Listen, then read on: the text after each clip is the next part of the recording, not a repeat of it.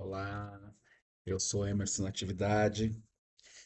Venho falar aqui um pouquinho sobre confucionismo, sobre Confúcio, né? Estava conversando com alguns ex-alunos de artes e muitos deles estão por aí, alguns estão na Universidade do Rio Grande do Sul, outros estão aí espalhados pelo país. E com essa questão dos brinques, né, que o Brasil se inseriu dentro desse processo, que tem os países que fazem parte do BRICS, né, que é Brasil, China, Índia, África do Sul, e aí tem outros, né, Irã, né, e tem outros países que estão fazendo parte e que querem entrar no BRICS, né, que querem formar uma nova ordem econômica, uma hegemonia, né, é, criando seus próprios métodos e moedas, né, para não depender do dólar ou não utilizar o dólar, né?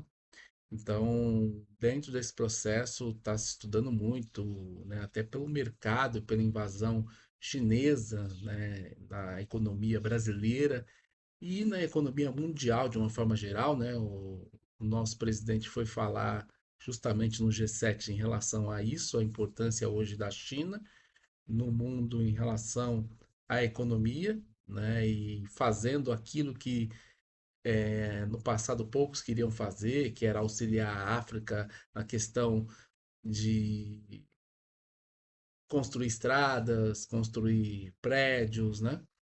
E hoje a China tem parceria com vários países na África para fazer isso, né?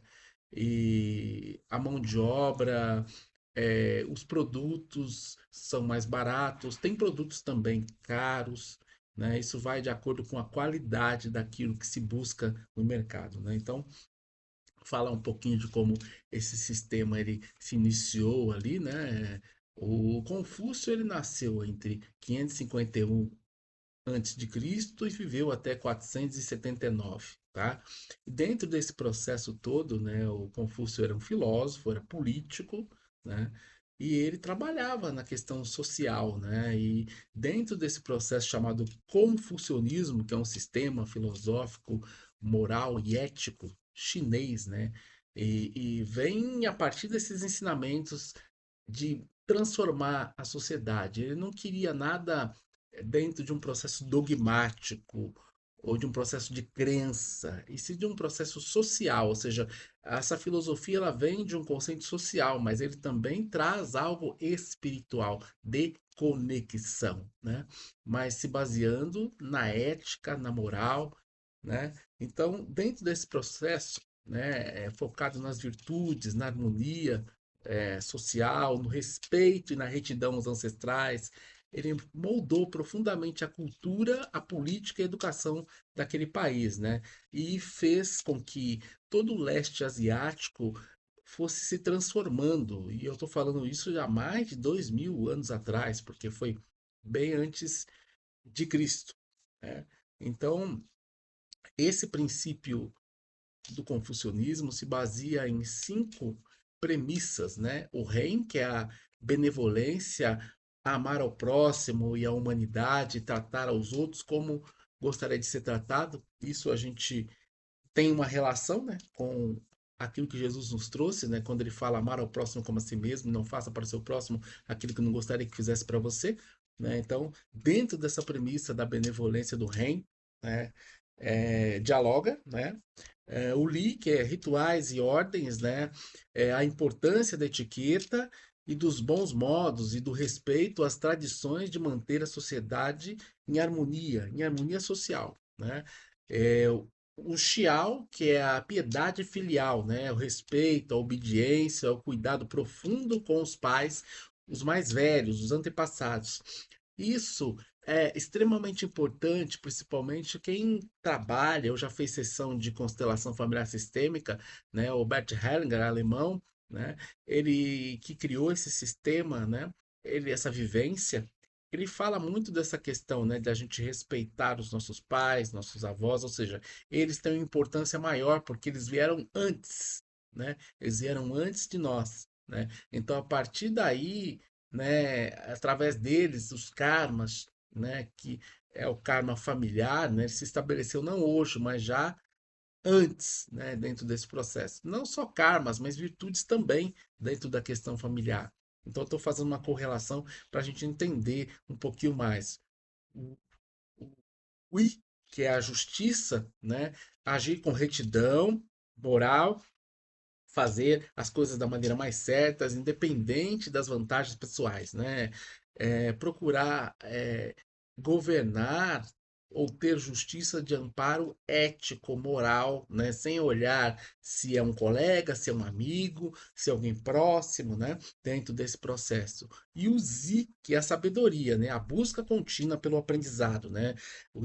A busca contínua pelo aprendizado, o discernimento entre o certo e o errado, né? Então, se estabeleceu ali um certo e um errado dentro dessa premissa de uma família, né? Que a gente pode considerar uma família tradicional se a gente analisar a China dentro dos seus processos, né?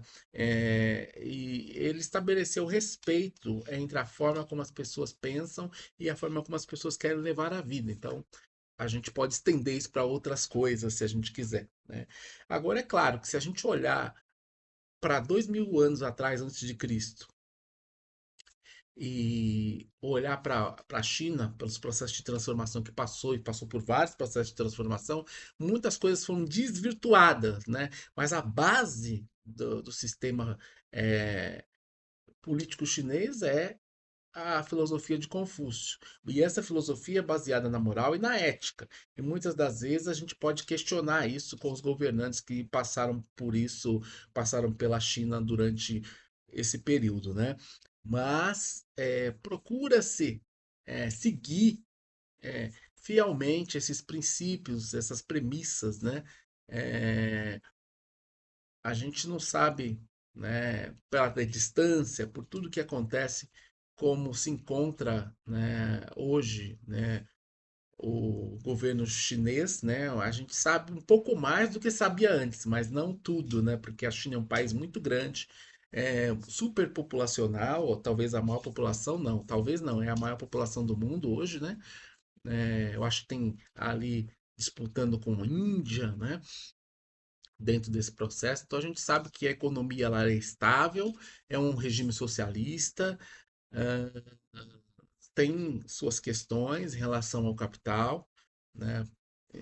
E vai por aí por diante, assim por diante, né? Hoje está muito mais aberto, a gente vê muita gente viajar para lá, a gente vê a economia aquecida, a gente vê produtos chineses de todos os tipos, né? Tanto não tão positivos, mas muito baratos, médios e extremamente positivos, ou seja, extremamente bem conceituados dentro da sociedade de uma forma geral, né? Então, o confucionismo ele prima por não possuir nenhum conceito de divindade ou de dogma, nada formal assim, né?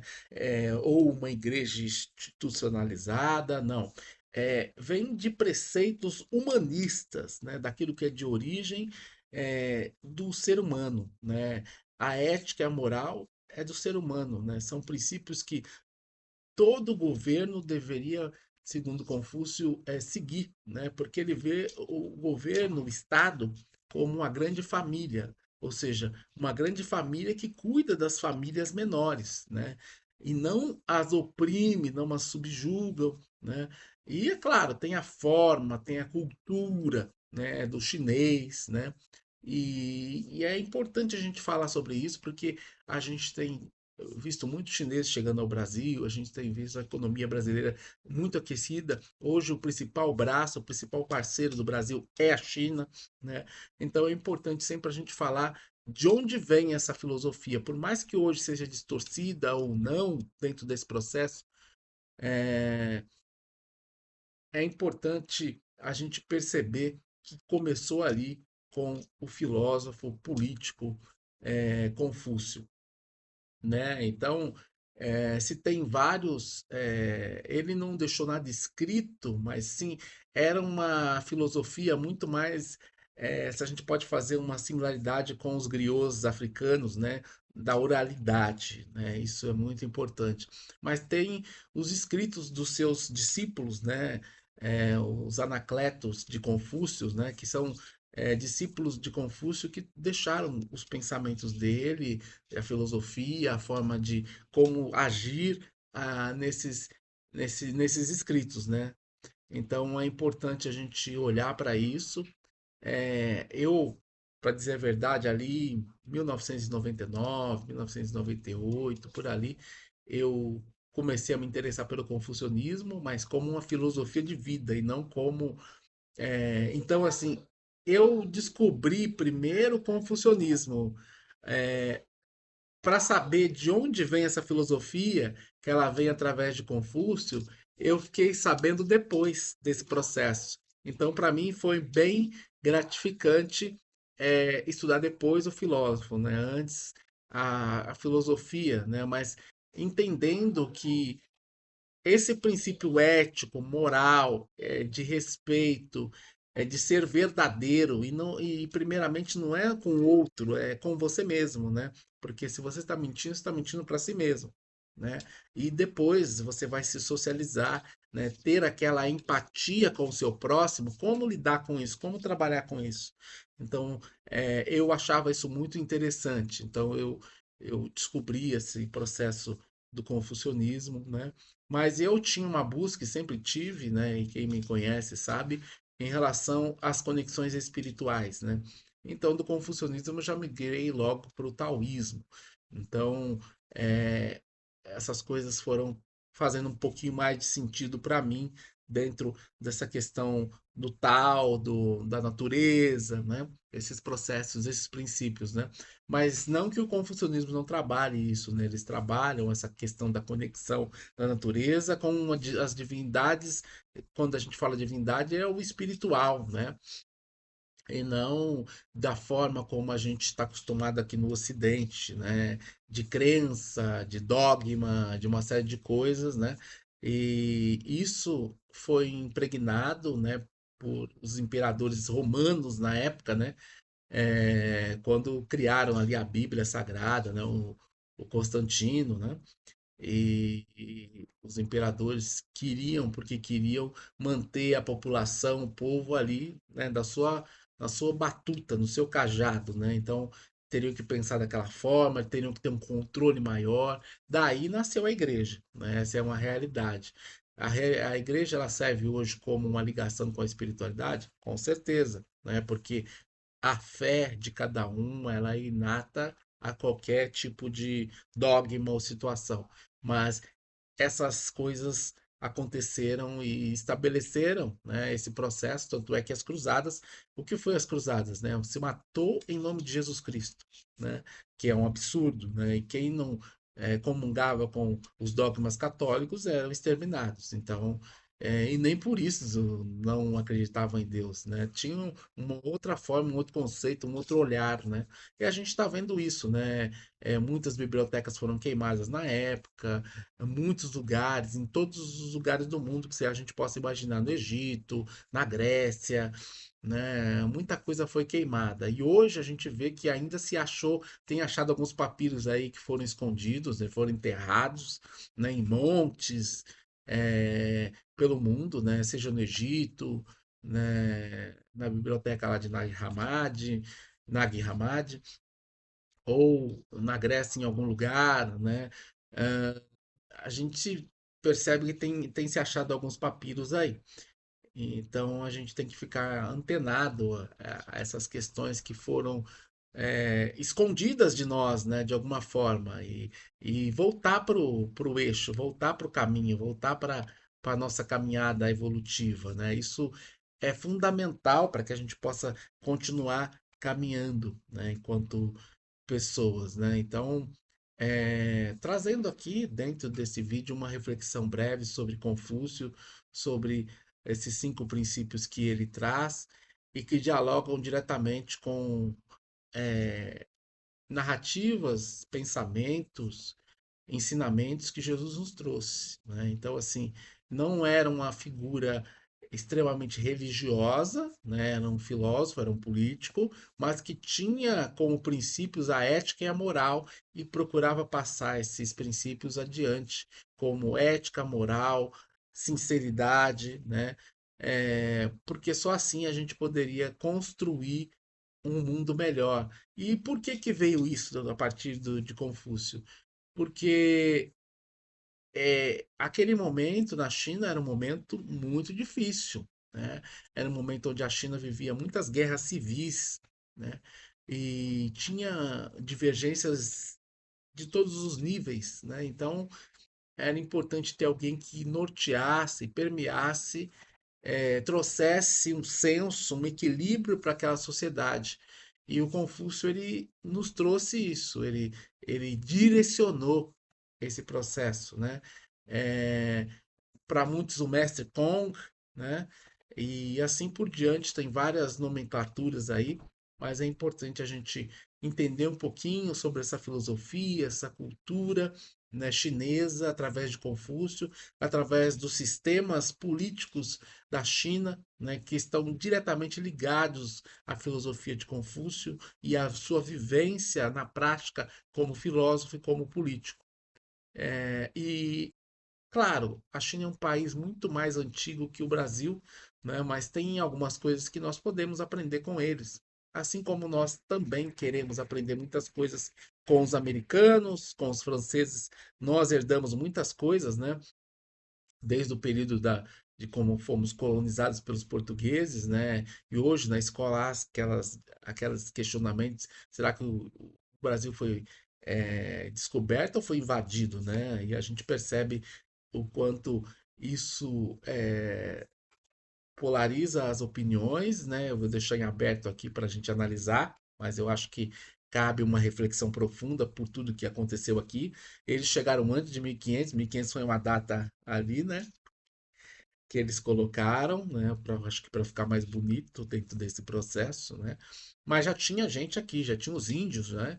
Já tinha negros aqui, segundo historiadores agora que estão trazendo questões recentes, né? Além dos negros que vieram da África, que foram escravizados, já haviam negros aqui, juntamente com os índios. Então, a gente tem que aprofundar um pouco mais esse conhecimento em relação à nossa nação, ao nosso país, entender melhor essa miscigenação, né, esse processo todo, né, do que acontecia na Amazônia, antes de ser a floresta amazônica. Então, muita coisa ali aconteceu dentro desse processo, né? Então, é importante a gente analisar a história, os processos que nós passamos na escravidão, regime militar, sair desse modelo de coronéis, né? É, colonialista para ir para uma questão mais urbana, né? Tudo isso se levou um tempo. Ainda hoje a gente vê muitos estados ainda com um pensamento urbano dentro desse processo, mas a gente continua caminhando e é isso que é importante, essa evolução dentro da nossa transição planetária, né? O Brasil buscando cumprir dentro desse processo de coração do mundo, de pátria do evangelho, todas as suas possibilidades, né?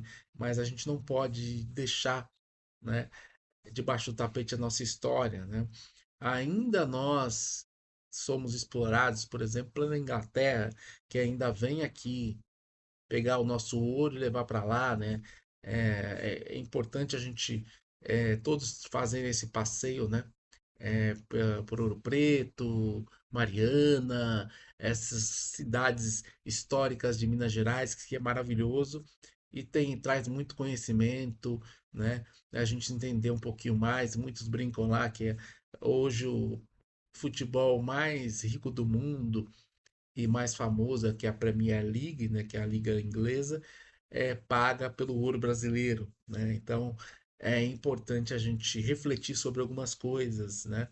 Muitas coisas que estão vindo à tona, muitos terapeutas, filósofos, pensadores têm trazido nas suas lives, nos seus Instagrams, nos seus YouTubers, né, nos seus YouTubes, em qualquer ferramenta de internet.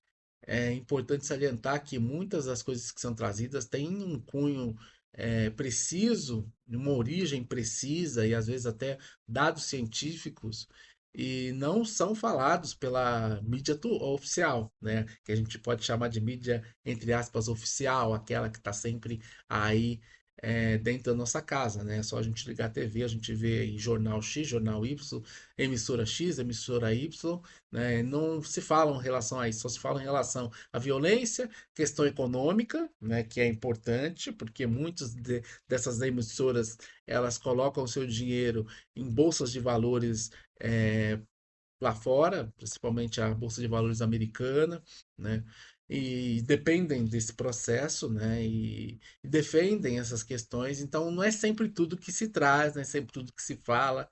Então, é importante como a internet é um veículo que vem nos ajudar bastante a pesquisar, a entender, a buscar porquês, né? Responder respostas em relação a perguntas que nós temos de muitos e muitos anos e tempos, até mesmo perguntas existenciais, né? O que me levou a estudar o espiritismo justamente é isso, né? O que é Deus, né? O que são os espíritos, né?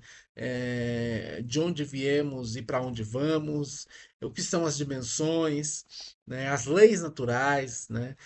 Para que serve tudo isso? Então, a gente vai estudando e vai percebendo, vai se ampliando, né? Então, o quanto é importante, eu sempre falo, se a gente tem um pré-conceito, conceito pré-estabelecido de algo que não se conhece, a gente precisa conhecer para depois falar bem ou falar mal, né? Eu não gosto que falem mal, mas eu já sei que aquela experiência que eu tive não foi muito agradável, deixou ali, né? Se me perguntarem, eu falo, se não me perguntarem, tudo bem. Mas é importante sempre a gente conhecer, a gente estudar. Agora que nós temos aí um parceiro econômico que é a China, saber um pouquinho mais sobre os chineses, de onde vem todo esse arcabouço, esse conhecimento e toda essa esse processo, né, que eles colocam dentro da questão social, né, do diálogo, né, eles são muito, é uma questão muito do oriental e eu acho isso muito bonito, né, de respeitar o seu espaço, eles podem não concordar com aquilo, mas eles não vão invadir seu espaço, né, e isso eles demoraram muito tempo para entender isso, né, porque eles brigaram, tiveram várias guerras entre eles e ainda tem algumas divergências, mas estão buscando se alinhar, né? É claro que ainda com a globalização, com o, o mundo ocidental, né? Muitos deles querem vir para o Ocidente, entender e conhecer melhor como é que se vive aqui, não querem estar muito antenados dentro de um processo assim estruturado, né? Talvez a bagunça ou o desequilíbrio faça com que alguns consigam se entender um pouco mais no estágio que estão para chegar a um propósito que é aquilo que alinharam antes de estarem aqui encarnados, né? Então, é basicamente isso que eu queria refletir com vocês. Gratidão aí pela troca aos alunos aí de artes, a muitos que estão aí pelo Brasil, né, nas universidades aí do Sul, do Leste, do Oeste. Estamos aqui no Sudeste, né, encampando o nosso trabalho, né, e as nossas vivências, né? Isso é que é importante. Então, leia, estude Confúcio, leia e estude o confucionismo, que vocês vão se surpreender e vão linkar com algumas coisas que nós já vivenciamos em ensinamentos de Jesus, né, de Buda, de Krishna, né, do hinduísmo, né, de uma forma geral, da lei mosaica. Então, que a gente possa, dos 10 mandamentos, né, que a gente possa refletir um pouco mais sobre essas questões antes de tecer opiniões sem uma base, tá bom? Estamos juntos nessa jornada de transição planetária, que possamos cuidar um pouquinho mais de nós, refletir um pouco mais sobre os nossos defeitos, os nossos vícios e as nossas qualidades. Nós estamos o tempo todo, somos lembrados o tempo todo disso. Não é à toa que você acorda às 3 horas da manhã, às 4 horas da manhã e não sabe por quê. É momento de despertar, que possamos despertar. Gratidão.